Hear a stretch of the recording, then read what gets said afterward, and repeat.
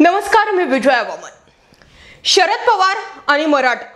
शरद पवार स्वतः मराठा असून सुद्धा नेहमीच मराठा समाज आणि शरद पवार यांच्यात 36चा आकडा का राहिलेला आहे या प्रश्नावरती आज बोलण्याची गरज आहे। शरद पवार जे कधीही आंदोलनास्थळी जात नाहीत, पण ते शरद पवार आता मराठा आरक्षणाचा मुद्दा येताच त्यांनी थेट जालना गाठलं आणि त्यांना त्यांचा मार्ग सुद्धा बदलावा लागला, कारण लोकांनी शरद पवारांच्या विरोधात घोषणाबाजी सुरू केली। मग प्रश्न हा निर्माण होतो, स्वतः शरद पवार मराठा असताना सुद्धा त्यांच्याच लोकांनी म्हणजे मराठा समाजातीलच लोकांनी शरद पवारांना विरोध का केला?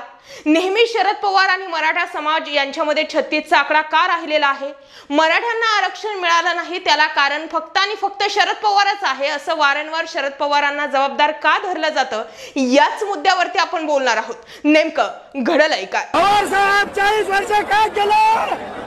पवार साहेब 40 वर्ष काय केलं? आज आले तुम्ही? पवार साहेब 40 वर्ष काय केलं? अरे बस कर रे।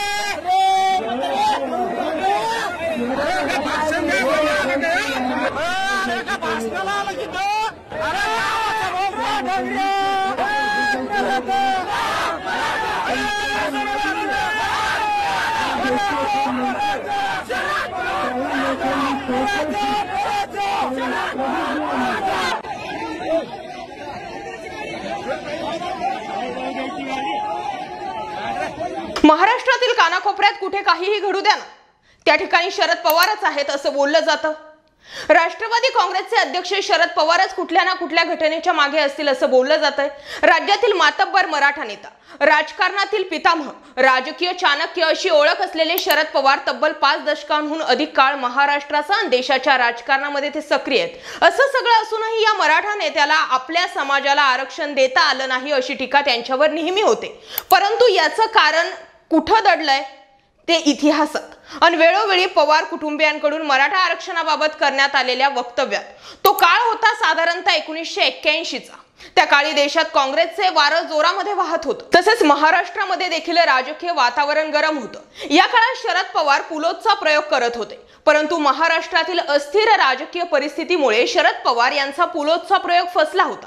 पंतप्रधानपदी इंदिरा गांधी होत्या, त्यांनी अधिकारांचा वापर करून महाराष्ट्रात पुलोद सरकार बरखास्त केलं आणि तेव्हापासून दीर्घकाळ शरद पवार सत्तेपासून लांब राहिले।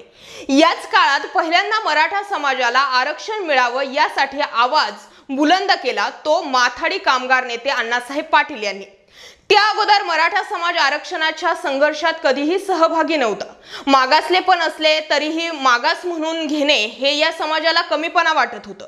22 मार्च 1982 ला अण्णासाहेब पाटील यांनी मुंबईत मराठा आरक्षणासह इतर 11 मागण्यांसाठीचा पहिला मोर्चा काढला। बाबासाहेब भोसले हे तेव्हा महाराष्ट्राचे मुख्यमंत्री होते। या काळात सरकार पडल्यामुळे शरद पवार राजकारणापासून काहीसे साइड ट्रॅक झालेले होते। अण्णासाहेब पाटील यांच्या या सर्व आंदोलनात शरद पवार यांनी कधी सहभाग घेतल्याची नोंद इतिहासात नाही। अण्णासाहेबांचे आंदोलन तीव्र होत असताना तत्कालीन राज्य सरकारने आरक्षण देण्याचं मान्य केलं, परंतु त्यानंतर राज्य सरकार पडलं आणि मराठ्यांना आरक्षण दिलेला शब्दही गुंडाळून गेला। पुढे मग याच तणावातून अण्णासाहेबांनी शेवटी स्वतःवर गोळी झाडून आत्महत्या केली असं बोललं जातं।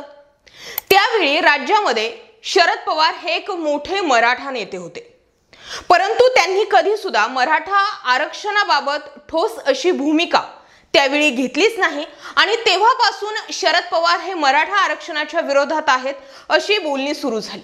आता त्यानंतर एवढा एकच मुद्दा आहे का? तर नाही। पहिल्यांदा 1981च्या सुमारास सुद्धा ही मागणी झाली, तरी ती सरकारी पटलावरती यायला पुढे 3 दशकांचा काळ जावा लागला। ही मागणी समितीच्या रूपात पहिल्यांदा समोर आली होती आणि ती 2009 साली। त्यावेळी महाराष्ट्रामध्ये सत्तेत होतं काँग्रेस राष्ट्रवादी आघाडीचं सरकार। 2014च्या विधानसभा निवडणुका डोळ्यासमोर ठेवून आघाडी सरकारने 2013 मध्ये नारायण राणे यांच्या अध्यक्षतेखाली मराठ्यांच्या आरक्षणासाठी अभ्यास करायला एक समिती नेमली, परंतु प्रत्यक्षात 2014 नंतर राज्यात सत्ता बदल होऊन फडणवीस सरकारच्या काळात मराठ्यांना आरक्षण देण्याबाबत निर्णय होऊन नंतर हे कोर्टात जे आरक्षण टिकवण्यासाठीचा कस लागला गेला। थोडक्यात काय तर राज्यातील एक मातब्बर मराठा नेता असून सुद्धा तसेच राज्यात प्रदीर्घ काळ सत्तेत असून सुद्धा राष्ट्रवादी काँग्रेसला आणि म्हणजेच राष्ट्रवादी काँग्रेसचा चेहरा असणाऱ्या शरद पवार यांना मराठा आरक्षणाबाबत ठोस काही करता आलेलं नाही अशी टीका पवार यांच्यावर होत आलेली आहे। राहता राहिला प्रश्न पवार यांच्या विधानांचा। 2020 मध्ये शरद पवार पुणे दौऱ्यावर असताना संभाजी ब्रिगेडच्या एका कार्यक्रमाला त्यांनी हजेरी लावली होती। या कार्यक्रमातून त्यांनी आरक्षण, शेतकरी आणि मराठा समाज अशा विषयांवरती भाष्य केलं। याच कार्यक्रमात आरक्षणाकडून अर्थकारणाकडे या विषयावर झालेल्या चर्चासत्राचा उल्लेख करत शरद पवार यांनी म्हटलं होतं की एक काळ होता की आरक्षणासाठी संघर्ष केला, मागण्या केल्या, पण आता हा विचार केला की आता आरक्षण बास झालं।